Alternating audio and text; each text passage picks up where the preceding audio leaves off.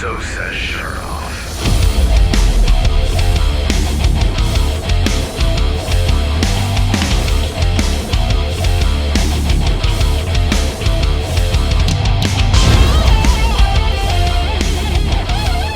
Welcome everyone to So Says Shernoff. I'm Josh Shernoff. We are doing things a little bit differently now. That's a new format here for the show, but I think you're really going to enjoy it.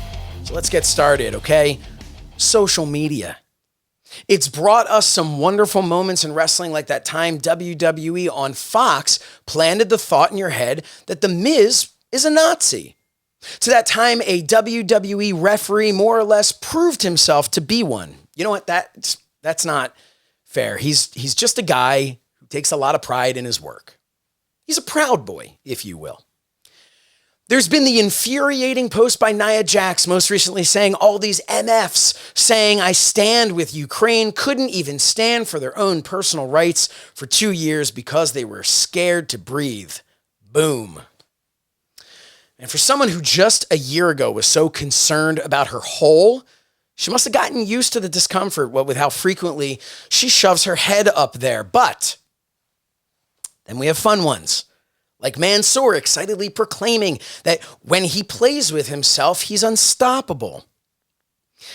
There are so many pluses and so many minuses to social media in professional wrestling. So that is our topic today. And joining me to talk all about that is the man behind Inside the Ropes, my good friend, Mr. Kenny McIntosh. Kenny, thank you so much for being here. Listen, it's like when you do the bat signal, when you put it out there, I have to come. So. I did. I said I didn't even give you a choice. I said, Kenny, on the call tomorrow. And I gave you like no notice for this either. None whatsoever. No, and so I really appreciate how quickly I owe you one. Now, well, see, people always think it's like you're being really nice, but what you're really doing is you're investing in future favors. Yes, that's exactly. Very, very well said. That's why you're successful. That's why Inside the Ropes has been so successful. All the guests that you ever had for those stage shows, I want to know now the backstory of why they all owed you a favor. So, but we can, you know what, we can talk about that another time. Sure, because today we're going to talk about the topic here, and we talked off air. You're kind of the guinea pig for this new version of So Says Shernoff, where I say, hey, here's a topic I want to talk about. Let me bring on somebody whose opinion I value, and let's have a little discussion, a little debate. You and I have never actually spoken about the topic of social media and pro wrestling, and that's kind of why I didn't want to go to somebody that I knew had the exact same opinion as me. I wanted, and maybe you do, but I wanted to really be able to debate this. So getting right into it, we're not talking about wrestling in the internet, because a lot of people sometimes confuse social media with the internet. Obviously, the internet and everybody was able to learn more about the inside of wrestling more than they could with just the old magazines or, the newsletters or whatnot. But I'm really strictly talking about Twitter. I mean, it's really Twitter, right? Nobody's going on Facebook to talk about dirt or anything. So we're focusing on like these Twitter beefs that happen on wrestling, the way that people present themselves in professional wrestling. So right off the bat, what's your take on social media and professional wrestling? If you had to say yay or nay, good or bad, where would you fall? I'm going to kind of give like a Switzerland answer to that and kind of be Perfect. In the middle, because I think there's good elements to it. Like, I think if you're a wrestler, for example, you need to be on Twitter. Mm-hmm. I think that sometimes, and I mean no disrespect by what I'm about to say, I think if you're a wrestler who can't handle the heat on Twitter, then, you need to learn how to be able to, because if you're going to get all the praise, there are going to be some horrible comments, and you should block those people and not deal with them. But I think that, there needs to be a sort of thick skin when it comes to, and it's easy for me to say, I don't get people calling me all the names under the sun because nobody really cares who I am. But I'm sure if I was like, well, you care. At least you care, Josh. That's the one. But I think what we're finding is there's like three types of wrestlers on Twitter. There's the ones who rely on it, which I think is dangerous, because then you're kind of you're pigeonholing yourself just to Twitter. Whereas if you get over on Twitter, that may not parlay into the arena when you're wrestling, when you're trying to get over in front of a crowd. Right. Then there's the people who they use Twitter and kind of take what they can from it, glean what they can from it, but they don't depend on it. I think that's the healthiest way to be. And then there's the people who ignore it completely. And I think that's also very dangerous, because if you ignore what a portion of the audience is saying, then it's like CM Punk. I remember he said years ago, and this is not about social media, but I think the point still stands. He said, how do I know what's cool when I'm 35? Because he was talking about Vince, because Vince was 60, whatever at the time. And it's like, you have to keep you need to be on the pulse of what's going on. So wrestlers need to be on social media and, looking at how people responded to a show or an angle or whatever. And I think kind of they need to be able to take something from it. So I think there's a middle ground that's good, but I think more often than not, somebody falls into one of the other two. Yeah, I think you said that really well, because I think there is, and then of course there's always that fourth one, which is Matt Cardona, who's managed to just take social media and really, but again, Cardona is able to kind of continue what you see on TV or what you see in GCW and continue that through social media. But a lot of the time so I've always felt like social media, I had these two feelings on it. One, I look back, Bret Hart's my favorite wrestler of all time. And I think about how cool would it have been when I was 8 years old for Bret Hart to retweet me or to reply to a message that I put to him. Because you put it in the context of me as an 8-year-old, and you're talking about if I sent fan mail and I got a letter back from Bret Hart, right? That would have been the coolest thing in the entire world. I would have been over the moon excited. So I look at it on that side. I look at it and say, how cool is it nowadays that we can interact with these people? But on the flip side of that, something that made those people such larger than life personalities was you couldn't interact with them. You couldn't unless you were outside of an arena or you saw them at an airport or you happened to see them in person somewhere at a restaurant. Like that, I feel like, to me, that is lost on today's stars, and actually some stars from yesterday, because now that everybody's on social media, it's the great equalizer where it shouldn't be, right? It's an equalizer in the sense that the guy who's 5'1" and weighs 75 pounds with a brick in his pocket is going to talk crap to Paul White, where he never would in real life. So you've got that equalizer, but then there's also that equalizer of like, hey, we're all just having conversations, we're having fun. Oh, isn't it great that I can tweet CM Punk about this band that I like, and he'll respond. So I do agree with you. There's a lot. There's kind of two other avenues to it as well, which is, let's take Bret Hart as an example.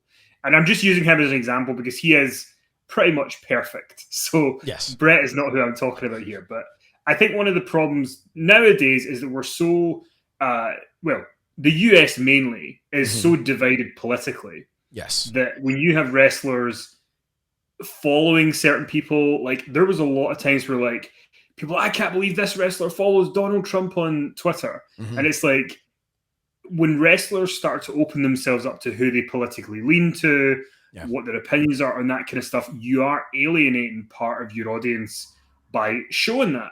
Like, I mean, look, let's get an example. I'm sure there were, maybe there's a kid who lives in New York who's queer, who grew up loving WWF. And I'm sure if that kid thought about it, they would think, well, Vince McMahon's probably a Republican, and they probably don't have my best interests at heart. But you don't think about it because you're not faced with any of that stuff. You're just like, I enjoy a product, I consume it, that's it. Whereas now, I think if like the most obvious example, I guess, and I'm not going to say where I sit on it, people could probably guess, but like the irony of Kane on Twitter telling us that we shouldn't be wearing masks, and that the left or why Russia and the what, like he's getting into all this stuff, and it's like I don't want to hear Kane talk about that stuff. And it's even interesting. Though he's now a mayor. Kane, I was going to say Kane's and I agree. I don't want to hear Kane talk about that stuff either. As much as comedically, I love the irony of Kane being anti-mask. It's the greatest thing ever. But the problem is then when he comes back to wrestling, it's like, how can I? Right. Someone, if you are pro-mask, how do you cheer? When he goes back to wearing his mask again. Right. But like, well, now in fairness to Kane, and I think we all should have seen this coming a long time ago, it has been decades since he had a mask that covered his nose and his mouth. This is true. So the signs were there. The signs were there. We all should have known this. But like, I think there's that, and the other element to it is there is a thing. There's the political, or how you're finding out a lot about the real life stuff behind wrestlers, and some people are going to like it, some people aren't.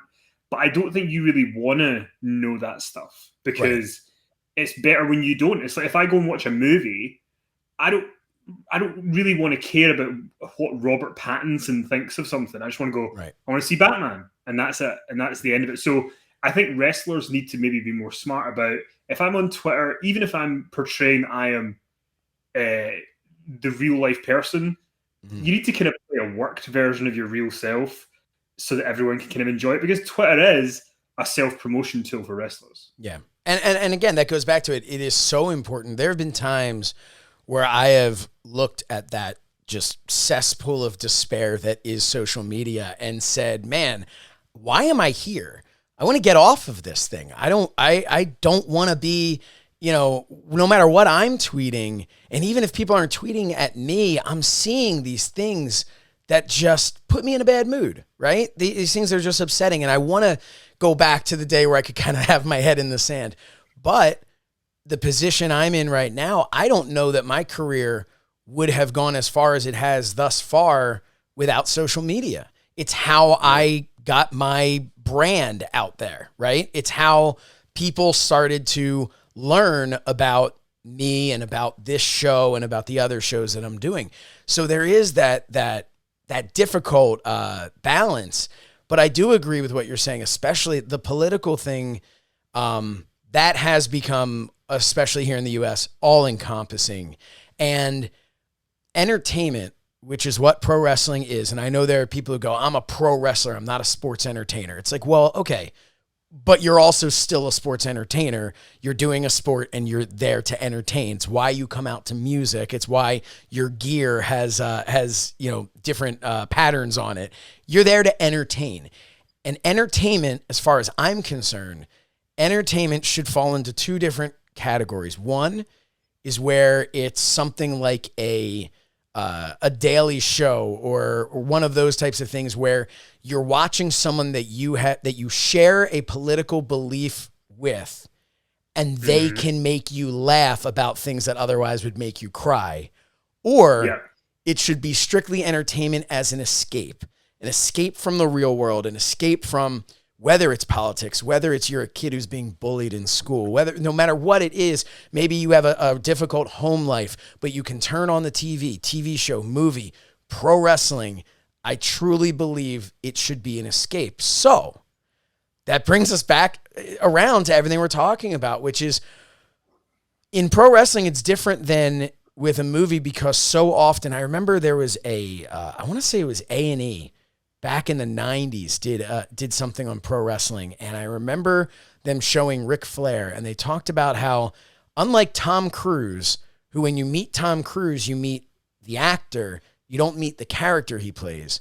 When you're backstage and you meet Ric Flair, you're meeting the guy who's out in front of the camera. And that's a weird thing with pro wrestling, right? Like we're meeting that wrestler. We see them as that wrestler. So social media, how does a wrestler, in your opinion, how do they separate that? How can they say, okay, this is who I am? And then my other question, my long-winded question here is, how do you look at a character, a wrestling character who's now on social media and is being themselves? How is that affecting their character? A good guy being bad, a bad guy being good. how is that affecting their character, and how's that affecting the business? I think for the first question, I mean, like me as an example, I'm not a wrestler or trying to like, so I put on my Twitter that I'm gay. I put forward that I'm left thinking when it comes politically, but at the same time, I'm not going to like not speak to someone because they're on the right or whatever. Like, I've always thought you should communicate with everybody. Sure, but I think that if you are a wrestler, because you are trying to sell, I'm not trying to get over with an arena full of people, whereas wrestlers are. So you kind of want as many people to buy into you as you can. So the Ric Flair example, what should happen is that Richard Flair is Ric Flair from the moment he gets into the building and he's around staff and stuff, because they want to believe it's him. He lives the gimmick for those 4 hours he's in the building, and then when he leaves, he's Richard Flair again. And obviously if he's at an airport and he sees a kid, he's going to be Ric Flair again for that second. But there has to be a separation, I think, because if there's not a separation, you become Terry Bollea, who has to go up in court and say, I don't have a 10-inch penis. Hulk Hogan has a 10-inch penis. Right. But I think you have to kind of, it's a very weird balancing act today. I wasn't sure if you were going to allude to that, by the way, or if you were just going to straight out say it. And I love that you just said it. That's because he was my favorite wrestler as a kid, and now as a person, there's a lot of stuff that I just really, I fundamentally think he's a shitty person. That's where I sit on him. But I can separate the wrestler. Yeah, I can watch Hulk Hogan matches and still love the Can you still believe when you watch the old Hulk Hogan matches that under those yellow trunks is a 10-inch penis? Or has that been completely kayfabed out the window? I just don't know what I can believe in again, I mean, if Hulk Hogan doesn't have a 10-inch penis, what can I do with my life? Right. Who does, right? If Hulk Hogan does. That's another conversation. Right. And that's something, we'll have you back next month to talk about that. Sure, yeah. But the other question that you asked was, wrestlers today, it's different now because nobody in today's environment, socially or in any form, can be a Hulk Hogan or a Ric Flair. Right. They just can't. I mean, now, an example I would give you, if somebody's going to be a character like Abaddon from AEW, Abaddon tweets only in character because Abaddon is supposed to be portraying some otherworldly character. That's smart. That's what she should be doing. I don't want to see Abaddon without her face paint going, I really love protein snacks. Like, I don't want to see her doing that. I agree. Danhausen. Another one that primarily, I like cringe anytime I see something of Danhausen without the makeup or not in gimmick, because I want to just believe that's who this dude is. Warhorse is someone who's constantly tweeting in all caps. There are people who are doing that. And that's it. You can be on that side, and if you're a character like that, like a Danhausen, a Warhorse, Orange Cassidy. I remember about a year and a half ago, it was during COVID, and I was at home.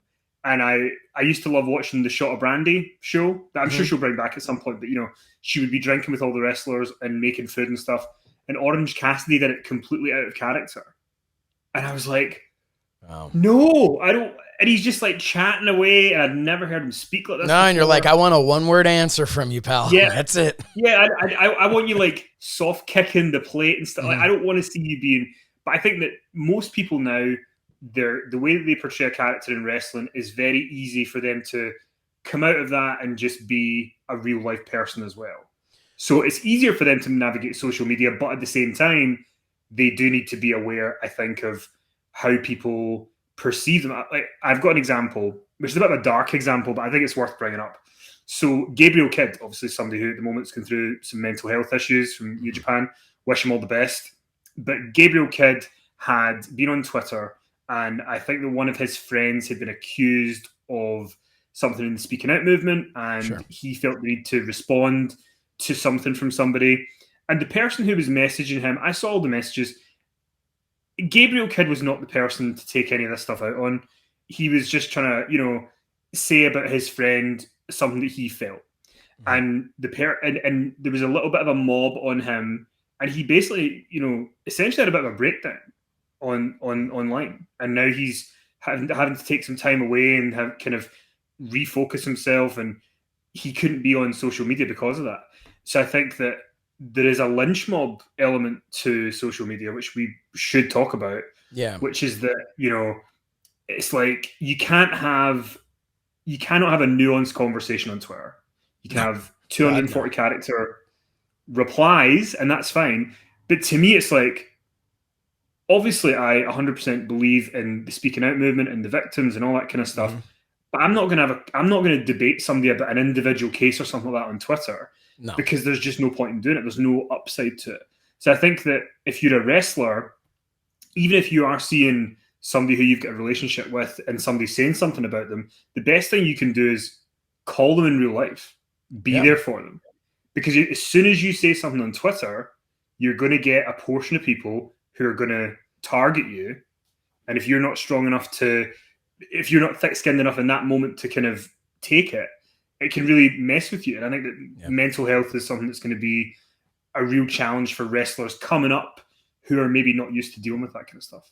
Yeah, I think there's the old saying, the best tweet you can send is the one you don't send, and I think I don't want to speak for you, but I know there have been times I've seen something online and I've just been like, oh, come on. And I just start with and then I go, you know what? We're going to just go ahead and delete that. I'm not even sending it, because who am I helping? All I'm doing is being a hypocrite, because I'm doing the exact same thing, just on the other side. And I look at it and I say, that's not going to help anything. There was a once upon a time, Jim Cornette put out a tweet about Marco Stunt that was I felt not fair about towards Marco. It was derogatory. It was disrespectful. And I did respond to Cornette. And I responded in a very respectful way about how, hey, look, Jim Cornette has more than earned the right to have an opinion in professional wrestling, more so than me, of course. Having said that, here are my experiences with Marco. Here's my opinion on watching him, and that I do enjoy watching his work and stuff. Jim Cornette responded. He actually retweeted it and commented, "This is how to respond to me without getting your ass blocked." And I took such pride in the fact that, did it go anywhere? Did I change his opinion? Did he retract it and put it? No. But at least even Jim Cornette was able to look at that and go, okay, hey, thanks for giving your opinion. I might disagree with it, but thanks for not starting with, hey, mother, like how you normally see it on social media. And, I just, as that's like, for example, if you're a Young Bucks fan, right, there's no point in you tweeting Jim Cornette about the Young Bucks. It's just, there's no point. It's like, it would be like tweeting Kane about masks. It's just that you're not going to get anywhere. So just, while you should be having discussions with people like you, that, you put forward your case for Marco Stunt in a, respectful way. Cornette appreciated it. But, that you knew after that, I'm not going to change his mind here, but I feel like I've stood up for Marco Stunt a little bit. I feel like I've, put something out into the universe I think is worth being. And I tried to put something out that was positive, right? Hey, this is my opinion. You're entitled to yours, but this is why I think this good thing about somebody. Not, this is why I did. Because the other side, had he gone, huge fan of Marco Stunt, and I'm thinking to myself, man, I'm not a fan of him. And now I start going, hey, I totally respect you, Jim Cornette, but I think Marco Stunt is, and I give something negative. Well, that's not helpful. So it's the old saying, if you don't have something nice to say, don't say it at all. And I know that's funny from somebody who, I've done 34 episodes of a satirical wrestling news show.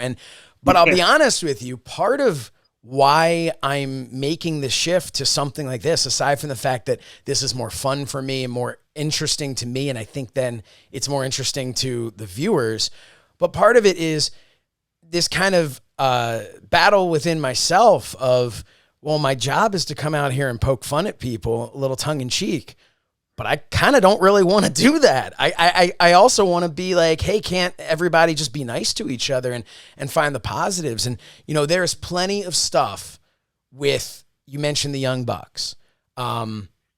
Personally, they have never been anything but kind to me. Professionally, I have such respect for what they've been able to do. In the ring, I came up differently. The way that I learned about pro wrestling from guys like Al Snow, it's not the way that they necessarily work. But who am I to say, first of all, they're selling out arenas. So who am I to say that doesn't work?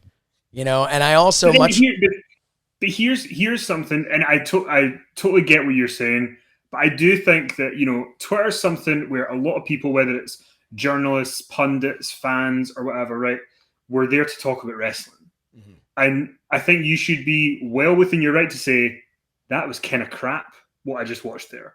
I didn't enjoy that. You can say that you can be negative about something because you don't like it. Mm-hmm. Like I could say, I could say, oh, I thought that. I'm gonna try and think of somebody who I really like, so nobody knows who I really don't like. Bryan Danielson, he's the best. He never does anything bad. But say he had a match, I could go, that Bryan Danielson match felt like I watched No Country for Old Men 5 times. I aged so much watching that match. That's my way of saying it was too long, right? Right. I'm well within my right to say that on Twitter because my opinion about how his match was. Mm-hmm. Now, if I was to say that match with Bryan Danielson was so shitty, I hope he and his family, and then make a personal insult to him. Right. That's where I think the negativity should go. But you should be able to make a point about a wrestling show. It's like, that's what it's all about. Mm-hmm. People, you're going to say the things you like, you're going to say the things you don't like, you want to debate it. I think that's healthy. I think the problem is that some people don't know how to make a point without having a personal insult that crosses the line. And that kind of goes to like my final thought on it, I guess, is that, when I look at it, I look at professional wrestlers on social media, and I think that they should treat their social media the way that PR people used to treat the WWE superstars back in the 80s and 90s and before all of this stuff. Because I look at it and say, when you're out there, don't give an opinion on something that's negative. And if someone hated your match, keep it to yourself. You see these massive names in wrestling who will just curse off a fan because the fan didn't like their match. Well, if that's in the arena and the fan's booing them and they're a heel and they want to give them the finger, hey man, it's part of the show, right? If a fan is showing up at their front door at their home or calling them on the phone, yeah, we've got a problem with this fan and let's do something about it. But to your argument of social media, I feel like it can't be both. It can't be this community for fans and for people like in your position who commentators on the business. It can't be that community and then also include the wrestlers, because then we're never having a real conversation. We're never having I would love more than anything to be able to host a debate of a CM Punk and the guy who didn't like his match.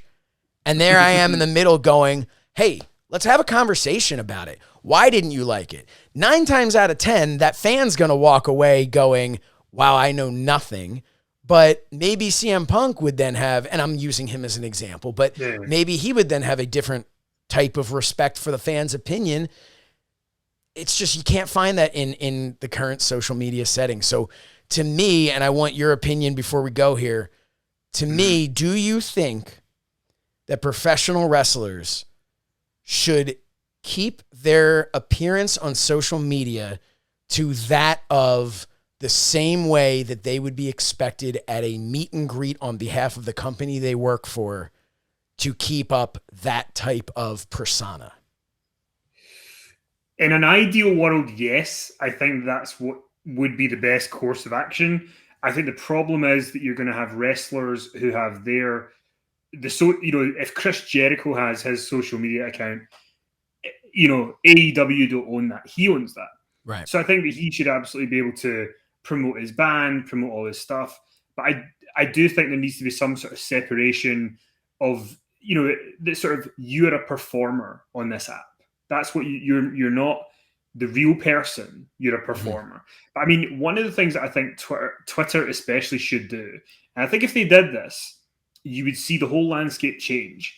I think as of, next month, they should go, right, On your Twitter account, the only way that you can keep it is to scan your government ID and send it in. And everybody's Twitter account is the person. I can only have the Kenny McIntosh Twitter account.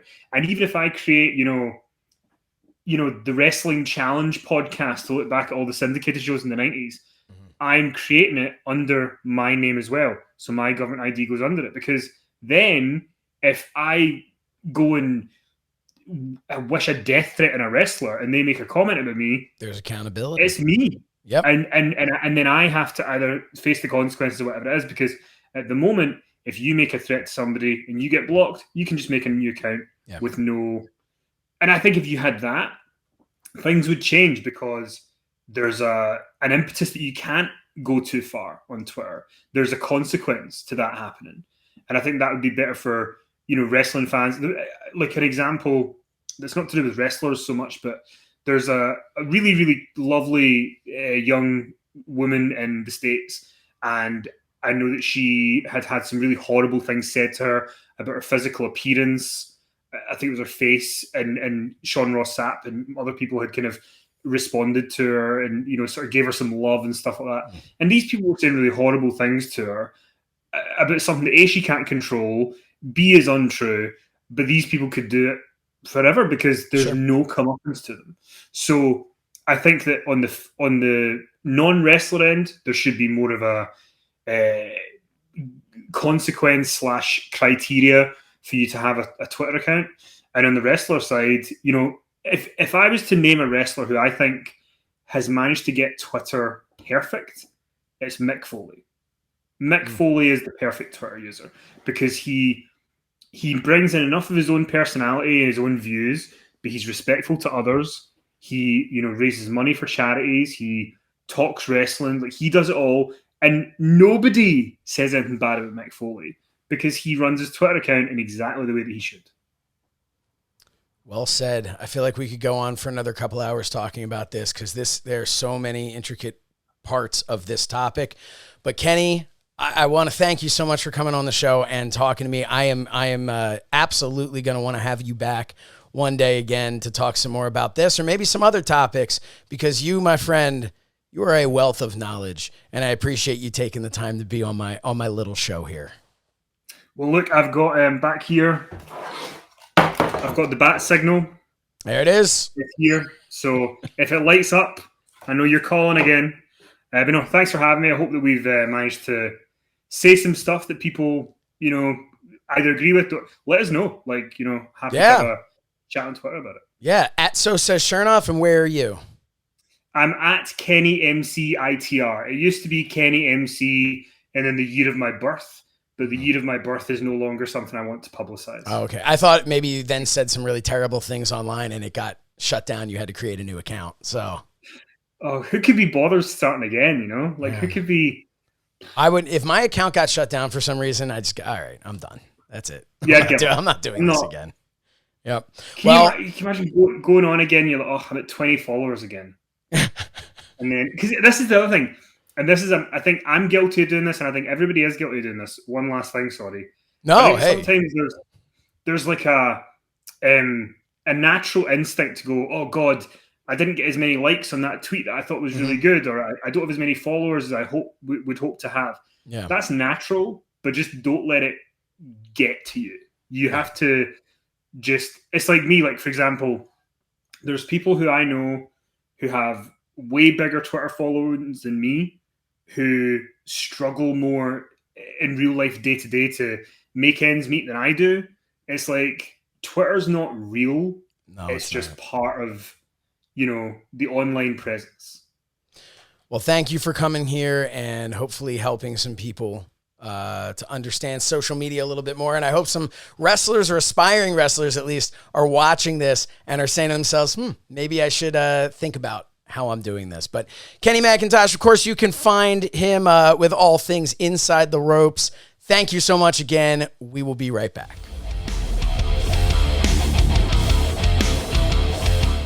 Hi, I'm Josh Shernoff from Fight TV, and this is my action figure by Cello Toys. Now you can recreate all your favorite Josh Shernoff moments, like that time Darby Allin wouldn't talk to me. Or that time Matt Cardona wouldn't give me the information I asked for. Right. Tell us, why are you here? Well, I'm not going to reveal that information to you, Josh. With 3 points of articulation and a realistic scale when next to non-retro style figures, and an astonishingly unrealistic scale when next to your favorite Hasbros, hey, who put that snake on me? Get the Josh Shernoff Fight exclusive action figure by Cella Toys. Available now at SoSaysShernoff.com.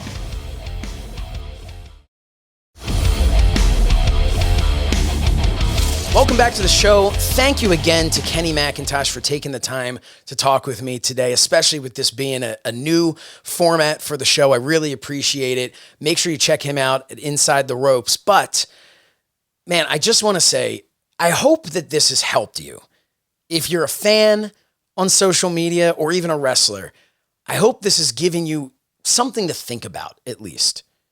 If you're a fan, when you're on social media, next time you're going to say something to a wrestler or another fan, present yourself in a way that you would if you were at an arena or a meet and greet.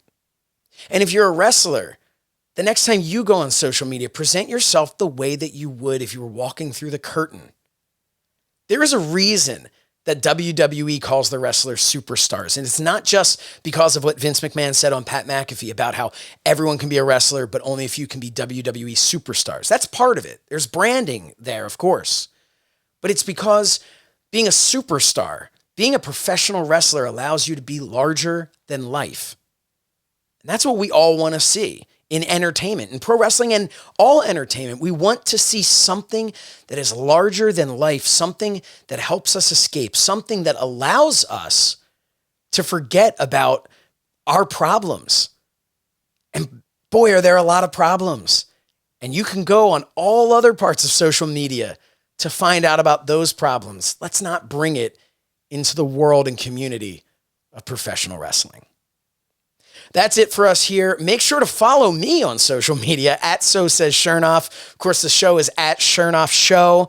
Go to youtube.com/So Says Shernoff for videos like this and so many other videos that I've done in the past. It's a lot of fun over there. Speaking of a lot of fun, go to patreon.com/So Says Shernoff.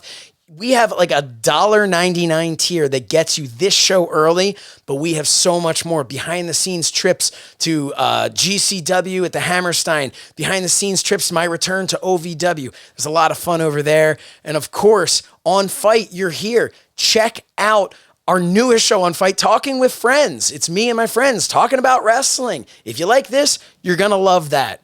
So go and do that now. This has been So Says Shernoff, because that is what Shernoff had to say. See you next time.